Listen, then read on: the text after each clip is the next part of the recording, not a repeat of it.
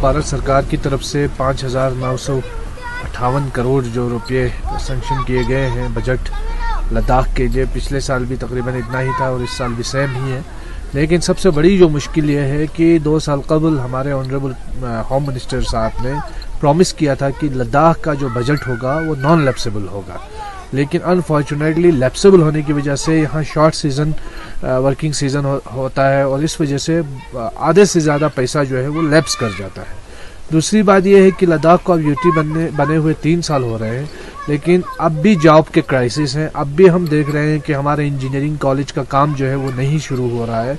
अब भी हम देख रहे हैं कि हमारे यहाँ जो उड़ान के तहत कई बार ऐलानात के बावजूद जो है जहाज़ का कोई अता पता नहीं है। हमारे एयरपोर्ट में कोई काम अभी तक ठीक से नहीं चल रहा है, सिर्फ सर्वे पे सर्वे होता जा रहा है।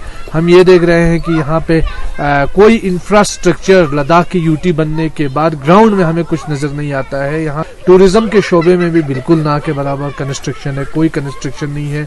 कोविड के चलते हमारे जो टूर एंड ट्रैवल जो हमारे लोग हैं, से वाबस्ता लोग हैं, उनका बिल्कुल रोजगार ठप हो चुका है।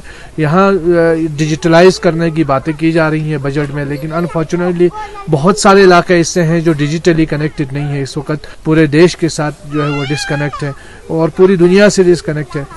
तो इन चीज़ों पर तवज्जो देने की ज़रूरत है। हमने और एक जो हमारे यहाँ सबसे बड़ा इश्यू है, स्मार्ट सिटीज़ की बात हो रही थी। स्मार्ट सिटीज़ को लेकर के भी कोई ग्राउंड में कोई कंक्रीट काम हमें नज़र नहीं आता है। तो स्मार्ट सिटीज़ भी एक बहुत बड़ा झूठ के अलावा हमें कुछ नज़र नहीं आया।